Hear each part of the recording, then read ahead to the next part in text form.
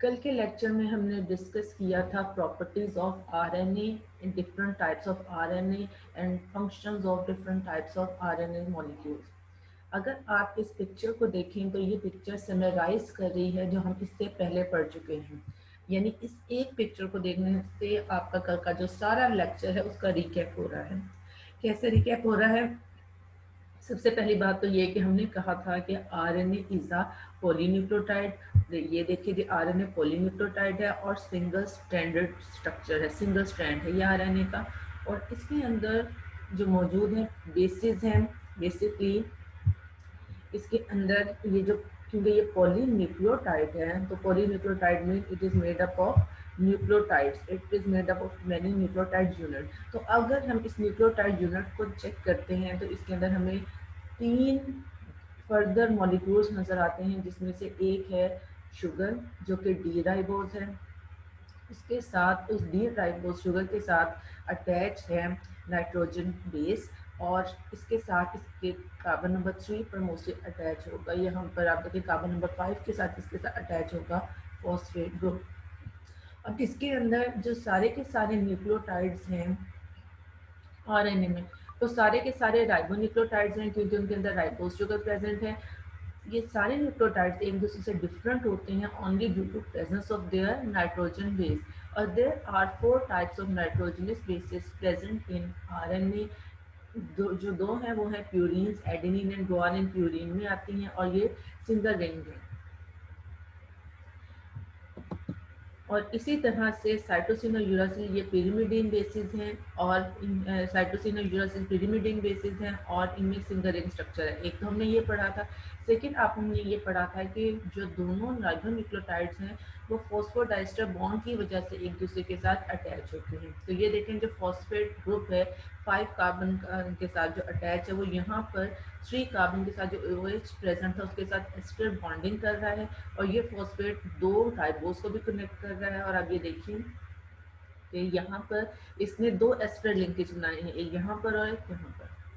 तीसरी बात हमने ये भी डिस्कस की थी कि although it's a single stranded structure, RNA single polynucleotide chain है, ये सिंगल स्ट्रैंडेड स्ट्रक्चर है, बट स्टिल ये अपने ही ऊपर इस तरह से बेंड होकर इस तरह से कहीं कहीं पर ये अपने ही न्यूक्लियोटाइड चेन के साथ बेस पेयरिंग कर सकता है। तो एक उसे हम कहते हैं सेकेंडरी स्ट्रक्चर। तो ये हम, अगर हम आरएनए का सेकेंडरी स्ट्रक्चर देखें तो ये देखें यहाँ पर ये है सिंगल स्ट्रैंडेड फॉर्म में है, लेकिन कुछ रीजन पे इसने अपने ही साथ बेस पेयरिंग कर ली है, अपने ही ऊपर बेंड होकर बेस पेयरिंग किया, और वहाँ पर हमें इसके अंदर कुछ डबल स्ट्रैंडेड रीजन भी नजर आते हैं, and they are helpful in maintaining their secondary structure, जो आगे जाकर इनके फंक्शन में हेल्प करते हैं। यहाँ पर उसके बाद हमने पढ़ी थी 3 टाइप्स ऑफ आरएनए, जिसमें थे मैसेंजर आरएनए।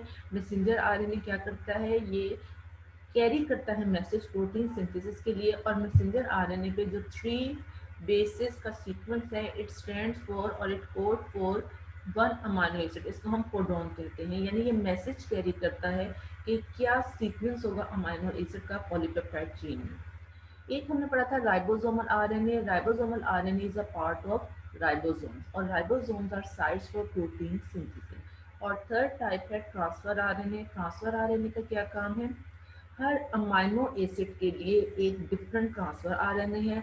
ये उस अमाइनो एसिड के लिए अडेप्टर मॉलिक्यूल का काम करता है, और ये यहाँ पर रीड करेगा कि अच्छा जी ये कोडॉन है, यहाँ पर इस अमाइनो एसिड की जरूरत पड़ेगी, तो उस अमाइनो एसिड का जो अडेप्टर ट्रांसफर आरएनए है वो जब मैच कर जाएगा इसके साथ, के पास एंटी कोडॉन रीजन है यहाँ पर, जब उसका एंटी कोडॉन इसके एंटी कोडॉन से मैच कर जाएगा, एक दूसरे से कॉम्प्लीमेंट्री हो जाएगा, तो ये कंफर्मेशन हो जाएगी कि इसे ट्रांसफर आरएनए में काम करना है, और ये अपने जिस अमाइनो एसिड के लिए ये स्पेसिफिक है वो उस अमाइनो एसिड के साथ अटैच होगा और उसको यहाँ पर ट्रांसफर करके पॉलीपेप्टाइड चेन का हिस्सा बना देगा। अब आप देखेंगे जो तीनों टाइप्स हैं ये हिस्सा ले रही हैं प्रोटीन सिंथेसिस में। अब नेक्स्ट है, ये तो आपने 3 मेन टाइप्स पढ़ ली। अब इसके बाद नेक्स्ट हमने आगे देखनी है कि इसके अलावा भी क्या आरएनए के टाइप्स हैं, क्योंकि वो तो मेन टाइप्स हैं। तो अब हम देखते हैं कि जी इसके अलावा भी हम देखेंगे मेन टाइप्स हो सकती हैं इसकी। अब इसमें in addition to the three main types of RNAs, a large number of RNAs are present in nucleus and cytoplasm. वो तो present ही हैं जो main है, which are involved in protein synthesis, which are involved in formation, which are involved in gene expression. But इसके अलावा कौन से RNA हैं वो भी आप देख लेते हैं. These are small molecular weight, quite stable and occurs as ribonucleoprotein. Ribonucleoprotein का क्या है आपने पढ़ चुके हैं प्रोटीन की टाइप्स में. तो इसी तरह से ये प्रोटीन के साथ कॉन्जुगेशन फॉर्म में हो सकती हैं.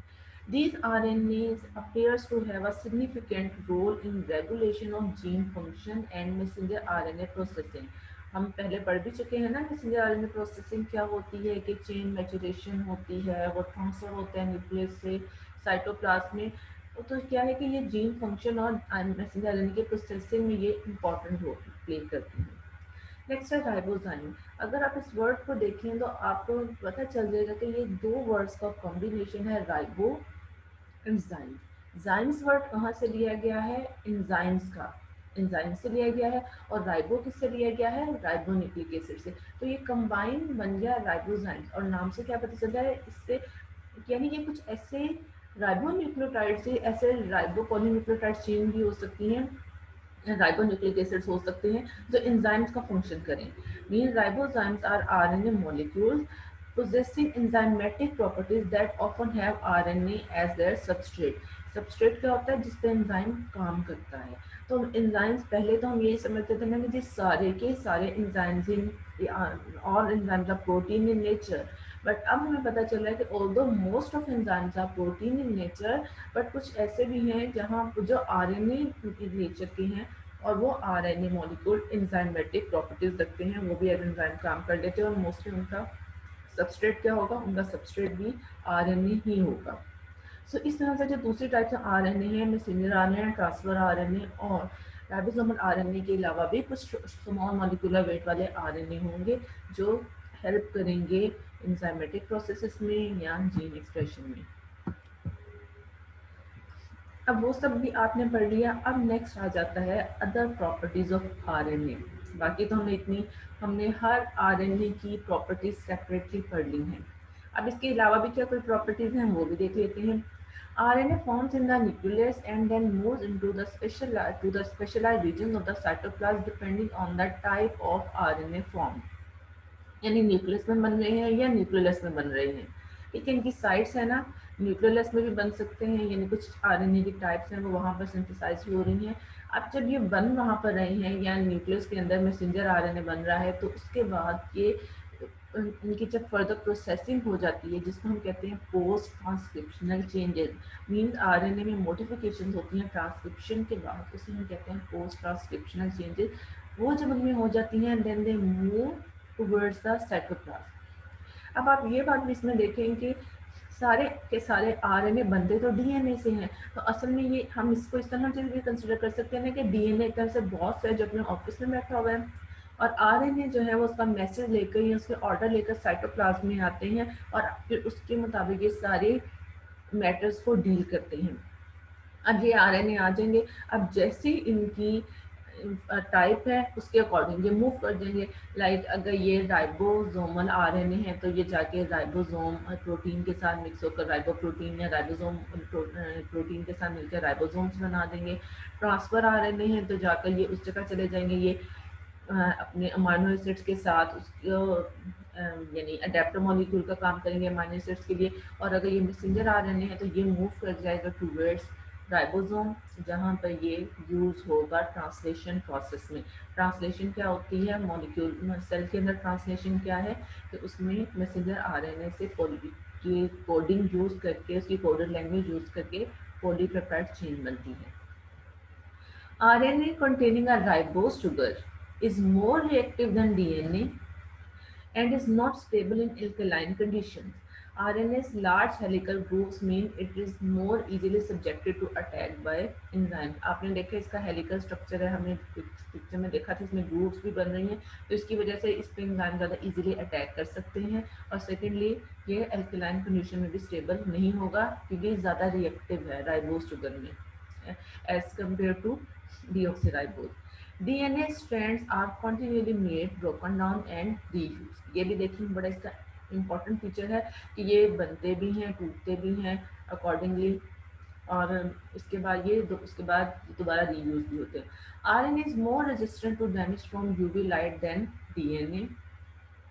RNA mutation rate is relatively high. अब म्यूटेशन, वैसे तो डीएनए म्यूटेशन हो तो वो आगे तक ट्रांसफर होती है, बट आरएनए म्यूटेशन रेट जो है वो ज़्यादा हाई है। अब आपको भी पता है कि कुछ वायरसेस भी ऐसे हैं जो आरएनए को अपने जेनेटिक मटेरियल के तौर पर यूज़ करते हैं। The number of RNA may differ from cell to cell.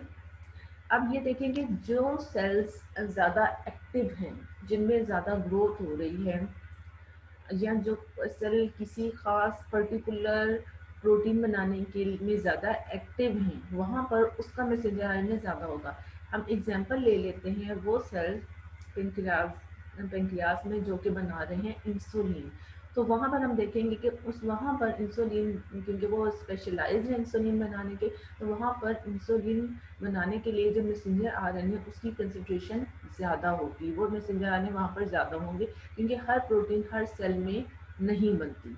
इस तरह से मैसेंजर आरएनए जो है कि एक सेल में मैसेंजर आरएनए की उसमें कंसंट्रेशन ज़्यादा हो जाएगी जो इंसुलिन बनाने के लिए रिस्पॉन्सिबल है। इसी तरह से यानी वेरी करते जिन सेल में ज़्यादा प्रोटीन्स बन रही हैं, जो ज़्यादा एक्टिव हैं प्रोटीन बनाने के लिए, तो ऑब्वियसली वहाँ पर भी आरएनए कंसंट्रेशन ज़्यादा होगी, नंबर ऑफ आरएनए ज़्यादा होंगे। Rate of renaturation after melting is quick, like melting हो गई है या ये डीनेचर हुए हैं तो ये दोबारा इजीली जल्दी ही डीनेचर हो सकते हैं दोबारा। अभी हमने पीछे भी पढ़ा था ना कि ये बनते हैं, टूटते हैं और रीयूज होते हैं। RNA is more versatile than DNA, capable of performing numerous diverse tasks in an organism. अभी हमने देख लिया डीएनए के बारे में, हम क्या कहते हैं कि डीएनए जेनेटिक मटेरियल है। It carries information about physical and chemical properties of living organism. ठीक है, ये उसका एक मेन रोल है कि जो वो जीन्स, जो all genes are DNA nature, तो ये जेनेटिक इंफॉर्मेशन कैरी करता है। लेकिन आरएनए को देखें तो आरएनए ज़्यादा वर्सटाइल क्यों है, क्योंकि ये देखें कि कहीं वो मैसेंजर आरएनए का काम कर रहा है, कहीं वो राइबोसोमल आरएनए के तौर पे एक्ट कर रहा है, कहीं वो ट्रांसफर आरएनए बन के अमाइनो एसिड ट्रांसफर कर रहा है, कहीं वो एंजाइम्स का काम कर रहा है, तो इसलिए इसका रोल ज़्यादा डाइवर्स है। It serves as genetic material in some viruses, like mostly जो प्लांट वायरसेस हैं, जो प्लांट पर अटैक कर रहे हैं, मोस्टली वो आरएनए नेचर है। और इसके अलावा आपने कुछ ऐसे वायरस पढ़े थे ह्यूमंस के भी जिनके अंदर आरएनए है, अब वो रिवर्स ट्रांसक्रिप्शन करते हैं। सो यहाँ पर आपका डीएनए की जो प्रॉपर्टीज़ हैं वो आपको यहाँ पर कंप्लीट हो जाता है।